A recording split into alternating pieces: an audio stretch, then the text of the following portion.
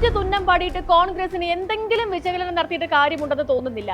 എങ്കിലും ആ തോൽവിയിലേക്ക് നയിച്ച ഒരു കാരണമുണ്ട്. അത് കോൺഗ്രസിന് ഒരു ലക്ഷ്യബോധം ഉണ്ടായിരുന്നില്ല എന്നുള്ള സത്യമാണ്. ഏതു തിരഞ്ഞെടുപ്പിലും ജനത ഒരു പോസിറ്റീവ് സന്ദേശം ആഗ്രഹിക്കും. BJP ജയിച്ചാൽ എന്തൊക്കെ കിട്ടും, കോൺഗ്രസ് ജയിച്ചാൽ എന്തൊക്കെ കിട്ടും എന്നിങ്ങനെയാക്കും ആ പ്രതീക്ഷ.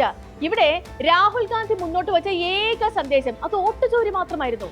BJP വോട്ടുകൊള്ള നടത്തി ജയിക്കാൻ പോകുന്നു എന്ന് തുടക്കം മുതൽ ഒടുക്കം വരെ പറഞ്ഞുകൊണ്ടേയിരുന്നു. ഇനിയും അത് പറയുക തന്നെ ചെയ്തേക്കാം. കർണാടകയിലെയും മഹാരാഷ്ട്രയിലെയും ഹരിയാനയിലെയും ഒക്കെ തെളിവുകൾ പുറത്തു കൊണ്ടുവന്നതുമാണ്. പക്ഷേ ആ സന്ദേശം രാഹുൽ ഗാന്ധി ഉദ്ദേശിച്ച രീതിയിൽ അത് ആളുകളിലേക്ക് എത്തിയില്ല. അതിന്റെ തെളിവാണ് കോൺഗ്രസിന്റെ ഈ ദയനീയ പ്രകടനം.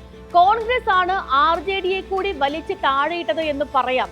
കോൺഗ്രസ് മത്സരിച്ച കുറച്ച് സീറ്റുകളിലെങ്കിലും RJD ആയിരുന്നു നിന്നതെങ്കിൽ ഭേദപ്പെട്ട പ്രകടനത്തിന് സാധ്യതയുണ്ടായിരുന്നു. BJP മുഖ്യമന്ത്രി സ്ഥാനത്തിനു വേണ്ടി നിതീഷ് കുമാറിന് മേൽ സമ്മർദ്ദം ചെലുത്തിയേക്കാം. അങ്ങനെ സമ്മർദ്ദം ഉണ്ടായാലും നിതീഷ് കുമാർ മാറാതെ നിൽക്കും. കേന്ദ്രത്തിന് നിതീഷ് വേണം എന്നതിനാൽ ബീഹാറിലെ മുഖ്യമന്ത്രി സ്ഥാനം BJP വിട്ടുകൊടുക്കാൻ നിർബന്ധിതരാകും.